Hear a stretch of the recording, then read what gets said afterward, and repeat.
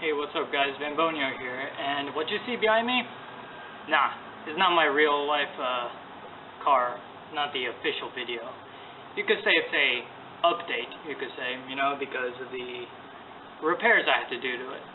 The repairs include control arms, control arm bushings, control arm,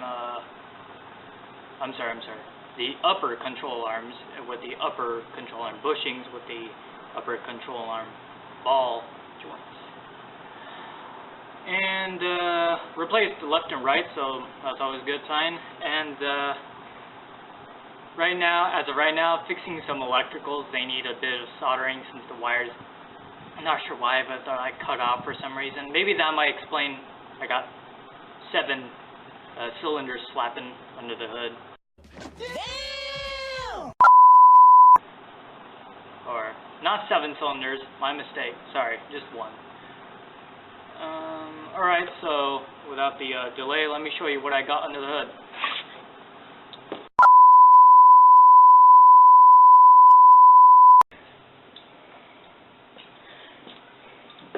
Alright, so what I got replaced and fixed was, like I said before, the electrical coil. I think that's what this was called.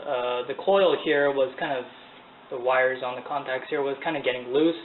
So I tried soldering them on with the solder. Where did that go? I'm not sure. It probably went off somewhere to Mars or something like that. You know, who cares?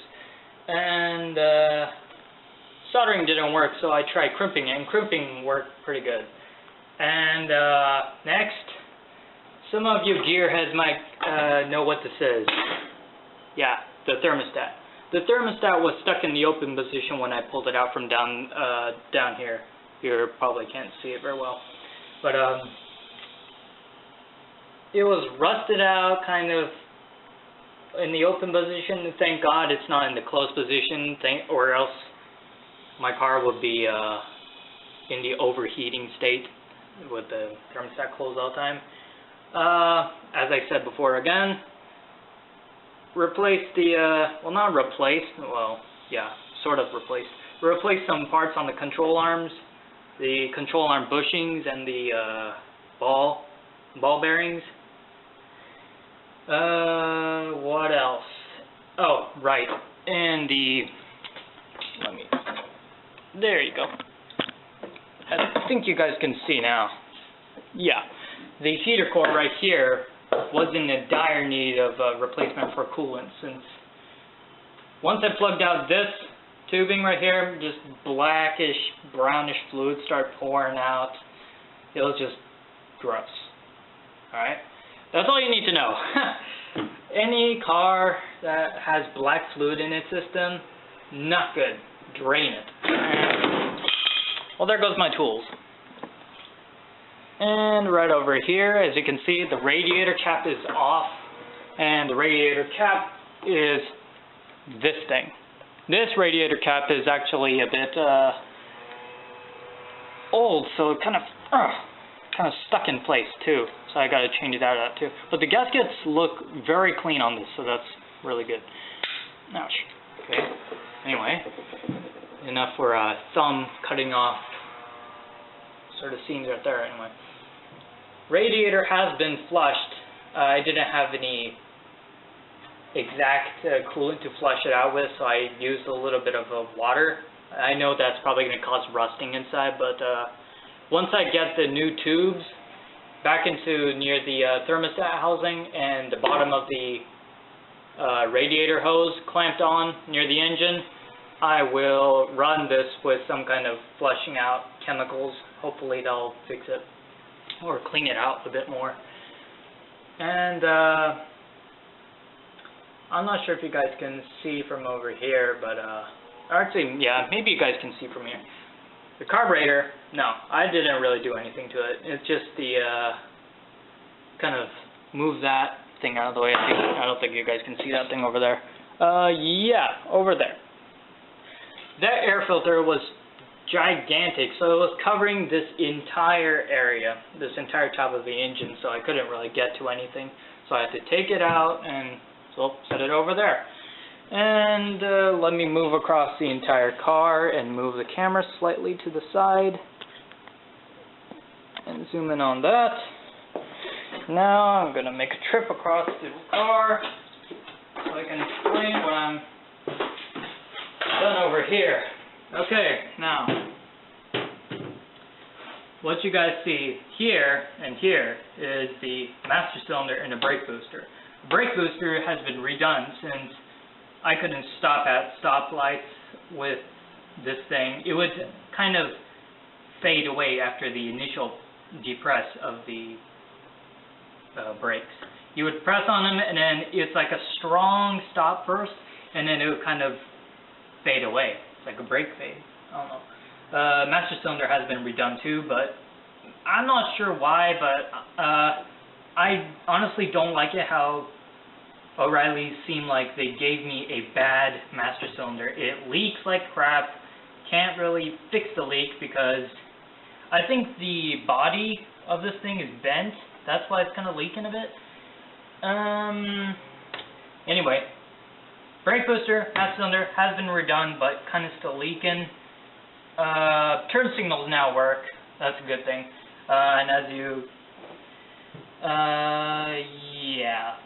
Well, sadly, I was just about to say, you can see the turn signals working, but the battery's gone for now. For now, I just removed it. And I'll let you guys see another thing that I fixed: the power steering pump.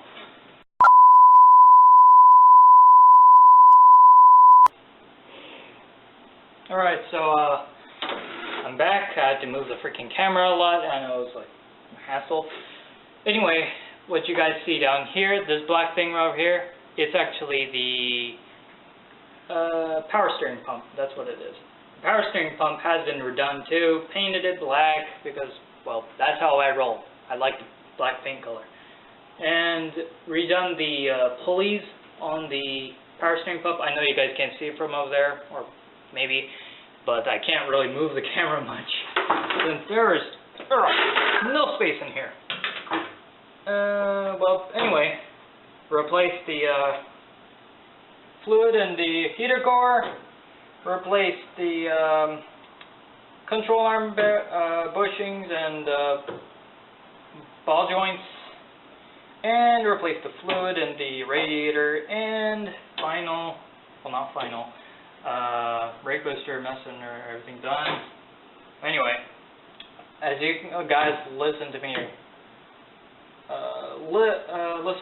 talking like this, it might not seem like a big job, but oh man, in Texas weather, yeah, that's my joke for the day. Well, not a joke, but okay, yeah, whatever. Don't pick on that.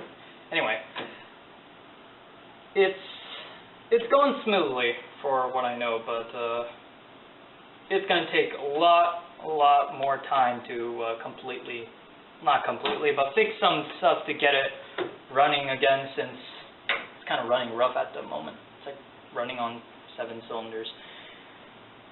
Anyway, alright, I'll give you a hint. This car is a Dodge. That's all I'm gonna say. When you look around the car, just try to tell what kind of body type, what kind of year it is. And I'm not going to show you the interior yet. That's later. That's later.